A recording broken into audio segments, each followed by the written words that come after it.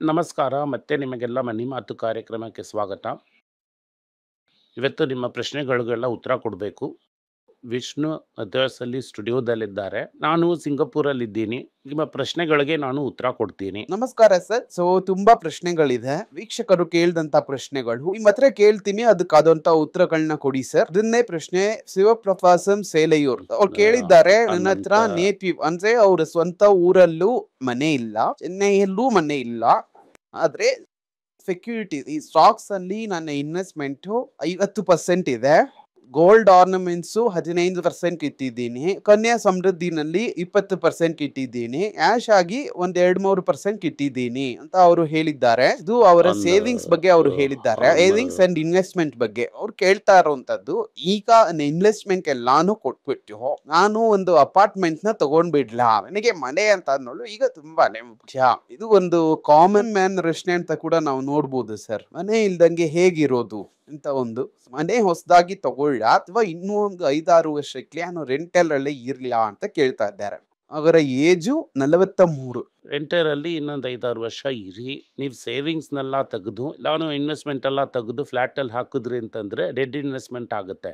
ಸ್ವಲ್ಪ ಸ್ಟ್ರೆಚ್ ಮಾಡಿ ಲೋನ್ ತಗೋತೀರಾ, ಆಮೇಲೆ EMIನೇ ಕಟ್ತೀರಾ. ಈಗ ಲೈಫ್ ಕಂಫರ್ಟಬಲ್ ಆಗಿದೆ, ಬೇಡ ಹಿಂದೆ ಇರೋ ಪ್ರಾಬ್ಲಮ್ಸ್ನ ಮೈ ಮೇಲೆ ತಗೋಬೇಡಿ. ಈಗ ಈ ರೇಟಲ್ಲಿ ನಿಮ್ಮ ಸ್ವಂತ ಊರಲ್ಲೋ ಅಥವಾ ಚೆನ್ನೈಯಲ್ಲೋ, ಈ ಸೇಲೂರು ಅಂತ ಅನ್ನೋದು ತಾಂಬರಂ ಪಕ್ಕದಲ್ಲಿರೋಂಥ ಊರಂತ ಅನ್ಕೋತೀನಿ, ಅಲ್ಲೆಲ್ಲ ನೀವು ತಗೊಂಡ್ರಿ ಅಂತಂದರೆ ಈಗ ಸದ್ಯಕ್ಕೆ ನಿಮಗೆ ತಿರ್ಗಾ ಈ ಅಸೆಟ್ ಬೆಲೆ ಏರೋದಿಲ್ಲ. ದಯವಿಟ್ಟು ಈ ತಪ್ಪನ್ನ ಮಾಡಬೇಡಿ. 2 ವರ್ಷ ಆದಮೇಲೆ ಏನು ಸ್ಥಿತಿ ಇದೆ ಅನ್ನೋದನ್ನ ನೋಡೋಣ. ನಾನು ವಿಷ್ಣು ಜೊತೆ ನೆಟ್ವರ್ಕ್ ಬಗ್ಗೆ ಮಾತಾಡಿದಂಥ ವಿಡಿಯೋ ಇದೆ, ಅದನ್ನ ಕೆಳಗಡೆ ಹಾಕೋದಕ್ಕೆ ಹೇಳ್ತೀನಿ. ಈಗ ನೀವು ಮನೆಗೆ ಅರ್ಧ ದುಡ್ಡನ್ನ ಹಾಕ್ಬಿಟ್ಟು ಈ ದುಡ್ಡನ್ನ EMI ಅಂತ ತಗೋತೀರಾ. ನೆಟ್ವರ್ತ್ ಚೆನ್ನಾಗಿರುವಂಥ ನೆಟ್ವರ್ತ್ನ ಝೀರೋಗೆ ತಗೊಂಡು ಹೋಗ್ಬಿಡ್ತೀರಾ. ಯಾಕೆಂತಂದ್ರೆ ಇರುವಂಥ ಈ ಮನೆಯನ್ನ ನೆಟ್ವರ್ತ್ ಅಲ್ಲಿ ಸೇರಿಸೋದಕ್ಕೆ ಆಗೋಲ್ಲ. ನುಂಗಂಬಾಕಂ ಇಂದ ವೆಂಕಟನ್ ಅಂತವರು ಕೇಳಿದ್ದಾರೆ, how to identify low value upcoming companies. ಇವತ್ತು ಈ ಕಂಪನಿ ಕಮ್ಮಿ ಆಗಿದೆ, ಆ ಕಂಪನಿನೇ ಒಂದು PCS ಆ ರೀತಿಯಾದಂತ ಒಂದು ಕಂಪನಿನ ಈಗ ಹೇಗೆ ಕಂಡುಹಿಡಿಯೋದು? ಅದಕ್ಕೆಲ್ಲ ನೀವು ಓದ್ತಾನೇ ಇರಬೇಕು. ಯು ಶುಡ್ ಬಿ, ನೀವು ಈ ಡಾಟ್ಸ್ನ ಕನೆಕ್ಟ್ ಮಾಡೋದಕ್ಕೆ ಗೊತ್ತಾಗಬೇಕು. ಆ ಬಿಸ್ನೆಸ್ಸು ನಿಮಗೆ ಗೊತ್ತಿರಬೇಕು. ಸರ್ಕಲ್ ಆಫ್ ಕಾಂಪಿಟೆನ್ಸ್ ಏನು ಅಂತ ಅನ್ನೋದು ಗೊತ್ತಿರಬೇಕು. ಆ ಸರ್ಕಲ್ ಆಫ್ ಕಾಂಪಿಟೆನ್ಸ್ ಒಳಗಡೆನೇ ನೀವಿರಬೇಕು. ಆಲ್ದೆ ನಾನು ಈ ಪ್ರಶ್ನೆಗೆ ಉತ್ತರ ಹೇಳಿದ ತಕ್ಷಣ ಕೂಡಲೇ ಬರೋದಿಲ್ಲ. ಡೈಲಿ ಬಿಸ್ನೆಸ್ ಟೈಮ್ಸ್, ಎಕನಾಮಿಕ್ ಟೈಮ್ಸ್ನ ಓದಿ, ಇಂದು ಓದಿ, ಯಾವ ಬಿಸ್ನೆಸ್ಸಲ್ಲಿ ನಿಮಗೆ ಇಂಟ್ರೆಸ್ಟು ಆ ಬಿಸ್ನೆಸ್ಸಲ್ಲಿ ಡೀಪ್ ಇನ್ಸೈಟ್ ನಾಲೆಜ್ನ ತಗೊಂಡು ಬನ್ನಿ. ಸರ್, ಅದಾದ್ಮೇಲೆ ಶರೈನಗರ್ ಇಂದ ಅಫ್ರೀನ್ ಅಂತ ಅನ್ನೋರು ಕೇಳಿದ್ದಾರೆ, ನಾನು ಲಾಂಗ್ ಟರ್ಮ್ ಅಲ್ಲಿ ಇನ್ವೆಸ್ಟ್ ಮಾಡಬೇಕು ಅಂತ ನಿರ್ಧಾರ ಮಾಡಿ ಇನ್ವೆಸ್ಟ್ ಮಾಡ್ತೀನಿ. ಒಂದು ಲಾಂಗ್ ಟರ್ಮ್ ಇನ್ವೆಸ್ಟರ್ ಯಾವ ತೊಂದರೆಗಳನ್ನೆಲ್ಲ ಎದುರಿಸ್ತಾರೆ ಅಂತ ನೀವ್ ಅನ್ಕೋತೀರಾ? ಆ ತೊಂದರೆಗಳೆಲ್ಲ ಏನೇನ್ ಇರುತ್ತೆ ಅಂತ ನೀವು ನಮ್ಗೆ ಸ್ವಲ್ಪ ಪಾಯಿಂಟ್ ಹೇಳಿದ್ರಿ ಅಂತ ಅಂದ್ರೆ ಪ್ರಾಬ್ಲಮ್ ಎಲ್ಲ ಬರೋದಕ್ಕೆ ಮುಂಚೆನೆ ನಾವು ಒಂದ್ ಸ್ವಲ್ಪ ಅದೆಲ್ಲ ಕಲೆಕ್ಟ್ ಮಾಡ್ಕೊಂಡು ಹೋಗ್ತಿದ್ವಿ. ಲಾಂಗ್ ಟರ್ಮ್ ಇನ್ವೆಸ್ಟರ್ಸ್ ಯಾವ ತೊಂದರೆಗಳನ್ನ ಎದುರಿಸ್ತಾರೆ? ಅದರಿಂದ ನಿಮ್ಮ ಹತ್ರ ಇರೋದನ್ನ ನೋಡಿ ನೀವು ಸಂತೋಷ ಪಡಬೇಕು, ಬೇರೆಯವ್ರನ್ನ ನೋಡಿ ಹೊಟ್ಟೆವ್ರಿ ಪಡಬಾರ್ದು.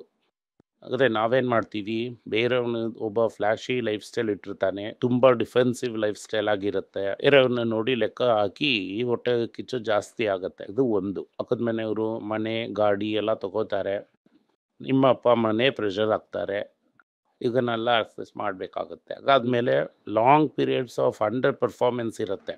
ಫ್ಲ್ಯಾಶಿ ಸ್ಟಾಕು ತೊಗೊಂಡಿರೋದಿಲ್ಲ, ಆ ಸ್ಟಾಕು 2 ತಿಂಗಳಲ್ಲಿ ಡಬಲ್ ಆಗೋದಿಲ್ಲ, ವರ್ಷಗಟ್ಟಲೆ ಏನೂ ಮಾಡ್ದಂಗಿರುತ್ತೆ.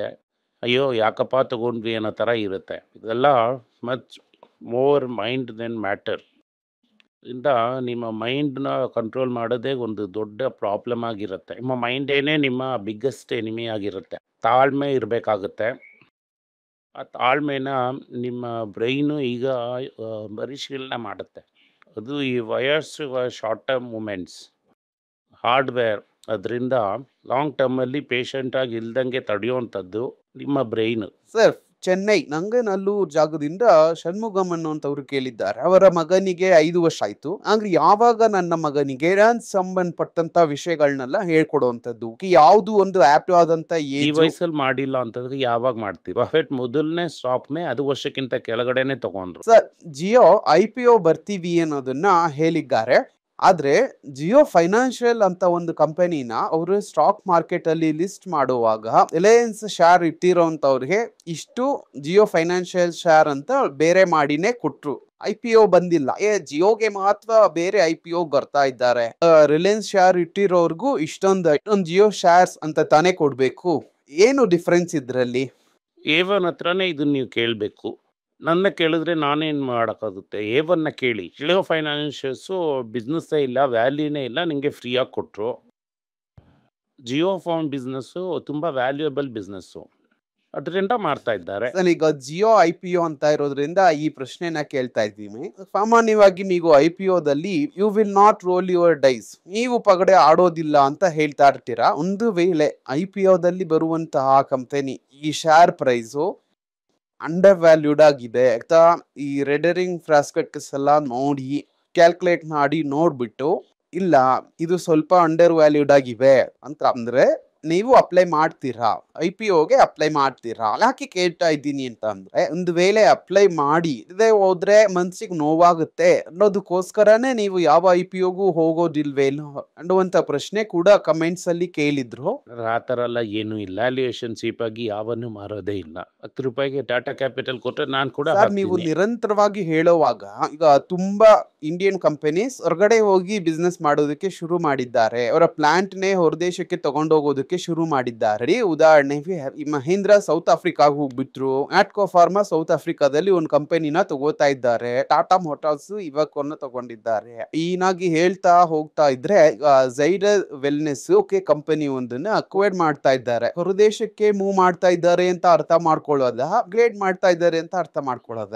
No, they are trying to sell vitamins, supplements and minerals. That has nothing to do with pharma. And ಸಿಕ್ಕಿದ್ರೆ ಇವರು ಕೂಡ ಫಾರ್ಮಾ ಕಂಪನಿನ ತಗೊಂಡು ಹೊರಗಡೆ ಪ್ರೊಡ್ಯೂಸ್ ಸರ್, ಮಾಡ್ತಾರೆ. ಈಗ GST ಕಟ್, ತುಂಬಾ ವಸ್ತುಗಳಿಗೆ GST ಕಟ್ ಮಾಡಿದ್ದಾರೆ. ಇವಾಗ ಈಗ ಕಾರ್ಗಳು ಅಂತ ತಗೊಂಡ್ರೆ ಒಂದು 10 ಲಕ್ಷ ರೂಪಾಯಿ ಕಾರ್ಗಳಿಗೆಲ್ಲ ಒಂದು 60-70 ಸಾವಿರವರೆಗೂ ಕಡಿಮೆ ಆಗೋದಕ್ಕೆ ಸಾಧ್ಯತೆಗಳಿದೆ. ತುಂಬಾ ನಾವು ನ್ಯೂಸ್ ಗಳಲ್ಲೆಲ್ಲ ನೋಡ್ತಾ ಇದ್ದೀವಿ. ಈ ತರ ಇರುವಂತ ಒಂದು ಸ್ಥಿತಿಯಲ್ಲಿ ಕಾರ್ ಕಂಪನಿಗಳಲ್ಲಿ ಇನ್ವೆಸ್ಟ್ ಮಾಡಿರುವಂತ ಶೇರ್ ಹೋಲ್ಡರ್ಸ್ಗೆ ಅದು ಯಾವ ರೀತಿ ಒಂದು ಪಾಸಿಟಿವ್ ಎಫೆಕ್ಟ್ ಆಗಿರುತ್ತೆ ಅಂತ ನೀವು ಅನ್ಕೋತೀರಾ? ಸೇಲ್ ಮಾಡುವಂತ ಈ ಟೊಬ್ಯಾಕೋ ಪ್ರಾಡಕ್ಟ್ಸ್ಗೆಲ್ಲ 40% GST ಅಂತ ಹೇಳಿದ್ದಾರೆ.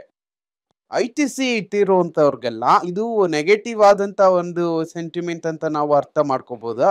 ITC is not a cigarette company ನಾನು ನೋಡಿದವರೆಗೂ. Cigarette is free cash flow and the 40% is slightly better than what everybody thought.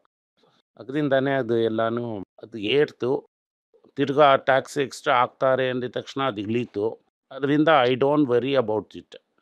GST ಕಟ್ಟಿಂದ ಆ ಸೇಲ್ಸ್ ಇಂಪ್ರೂವ್ ಆಗುತ್ತೆ ಅಂತ ಅನ್ಕೋತಾ ಇದ್ದಾರೆ. ಯಾಕೆ ಅಂತಂದರೆ ಆಗಸ್ಟ್ 15 ಸೆಪ್ಟೆಂಬರ್ 22 ಸೇಲ್ಸೇ ನಡೆಯಲ್ಲ. ಅದರಿಂದ ಒಂದು ಬೌನ್ಸ್ 2 ತಿಂಗಳು 3 ತಿಂಗಳು ಇರುತ್ತೆ. ಆಗ ಆದ್ಮೇಲೆ ನಾರ್ಮಲೈಸ್ ಆಗ್ಬಿಡುತ್ತೆ. ಸರ್, ಗೋಲ್ಡ್ ರೇಟ್ ನಿರಂತರವಾಗಿ ಹೈಯಲ್ಲಿ ವಾನೆ ಇದೆ. ಹೇಳಕ್ ಹೋದ್ರೆ ಇವತ್ತು 10,000ನ 22 ಕ್ಯಾರೆಟ್ ಗೋಲ್ಡ್ ಎಸ್ಟೇಜ್ ಮೇಕಿಂಗ್ ಚಾರ್ಜಸ್ ಇಲ್ದೇನೆ ಎಷ್ಟು ಇಲ್ದಂಗೆ 10,000ನ ದಾಟಿದೆ ಸರ್. ಮುಂದಿನ ಟಾರ್ಗೆಟ್ ಏನು, ಇನ್ನು ಎಷ್ಟು ಏರೋದಕ್ಕೆ ಸಾಧ್ಯತೆಗಳಿದೆ, ಆಗೋದಕ್ಕೆ ಸಾಧ್ಯತೆ ಇದೆಯಾ? ನೋಡ್ತಾ ಇರುವಂತ ವೀಕ್ಷಕರಿಗೆ ನೀವು ಹೇಳುವಂತ ವಿಷಯಗಳು ಏನು? Come of the rate cut ಮಾಡುವಾಗ 5%ಗಿಂತ ಮೇಲೆ ಗೋಲ್ಡ್ ಏರಬೇಕು. ಈ ಸಲ 0.25 ಕನ್ಫರ್ಮ್ ಆಗಿದ್ರಿಂದ 5%ಗಿಂತ ಮೇಲೆ ಗೋಲ್ಡ್ ಏರಿದೆ. 22 carat gold. And central banks will continue to buy gold. ಅವರು ಇನ್ನೂ ಗೋಲ್ಡ್ ತಗೋತಾರೆ. ಯಾಕೆಂತಂದ್ರೆ ಟ್ರಂಪ್ ಈ ತರ ಬಿಹೇವ್ ಮಾಡಿದ್ರು ಅಂತಂದ್ರೆ ಯಾರು ಡಾಲರ್ಸ್ನ ಇಟ್ಕೊಳ್ಳೋದಿಲ್ಲ. ಅವರ ರಿಸರ್ವ್ಸ್ನ ಎಲ್ಲಾದ್ರೂ ಸ್ಟೋರ್ ಮಾಡಬೇಕು. ಅದರಿಂದ ಎಲ್ಲಾ ಕಂಟ್ರೀಸು ಗೋಲ್ಡ್ನ ತಗೊಳ್ಳೋದಕ್ಕೆ ಶುರು ಮಾಡ್ತಾರೆ. ಲಾಸ್ಟ್ ಇಯರ್ ಇಂಡಿಯಾದ ಗೋಲ್ಡ್ ಪರ್ಚೇಸ್ ಜಾಸ್ತಿ ಆಗಿದೆ. ಸೊ ಚೈನಾ, ರಷ್ಯಾ, ಟರ್ಕಿ ಎಲ್ಲ ಮೇಜರ್ ಕಂಟ್ರೀಸು ಗೋಲ್ಡ್ನ ಇನ್ಕ್ರೀಸ್ ಮಾಡ್ತಾರೆ. ಇನ್ಫ್ಯಾಕ್ಟ್ ಸೆಂಟ್ರಲ್ ಬ್ಯಾಂಕ್ನ ಬ್ಯಾಲೆನ್ಸ್ ಶೀಟ್ ಅಲ್ಲಿ amount of gold has gone fast amount of treasury. ಇದು 1996 ಫಸ್ಟ್ ಟೈಮ್. ಇದರಿಂದ ಎಕ್ಸ್ಟ್ರಾ ಗೋಲ್ಡಿಂದ ಮಾತ್ರನೇ ಏರಿತು ಅಂತ ಹೇಳೋದಕ್ಕಾಗಲ್ಲ. ಥಿಂಗ್ ಗೋಲ್ಡ್ ಬೆಲೆನೇ ಏರಿದೆ. ಅದರಿಂದ ರಿವ್ಯಾಲ್ಯೂಯೇಷನ್ ಆಫ್ ಅಸೆಟ್ಸು ಆಗಿದೆ. ಆದರೆ ದೊಡ್ಡ ದೇಶಗಳೆಲ್ಲ ಕಂಟಿನ್ಯೂಸ್ ಆಗಿ ಗೋಲ್ಡ್ನ ತಗೋತಾರೆ, ಎಸ್ಪೆಷಲಿ ರಷ್ಯಾ, ಚೈನಾ. ಅದರಿಂದ ಗೋಲ್ಡ್ ಬೆಲೆ ಏರುತ್ತೆ. ಆ್ಯಂಡ್ ಜಿಯೋ ಪಾಲಿಟಿಕ್ಸ್ ನಾಳೆನೇ ಸರಿ ಹೋಗ್ಬಿಡುತ್ತೆ ಅಂತ ತುಂಬ ಜನ ಹೇಳ್ತಾ ಇದ್ದಾರೆ. ನಾನು ಹೇಳ್ದಂತೆ ಈ ಮೈ ಕಾನ್ವರ್ಸೇಷನ್ ಏನು ಹೇಳ್ತಾ ಇದೆ, ಅಲ್ಲಿಗ ಸದ್ಯಕ್ಕೆ ಗೋಲ್ಡ್ ಬೆಲೆ ಇಳಿಯೋ ಥರ ಸಾಧ್ಯತೆಗಳೇ ಇಲ್ಲ. ಓಕೆ ಸರ್, ಜನಗಳ ಪ್ರಶ್ನೆಗಳಿಗೆ ನೀವು ಉತ್ತರ ಕೊಟ್ಟಿದ್ದೀರಾ. ಇಷ್ಟೇನೆ ಇವತ್ತಿಗಾದಂತಹ ಪ್ರಶ್ನೆಗಳು. ಧನ್ಯವಾದಗಳು ಸರ್. ಧನ್ಯವಾದಗಳು.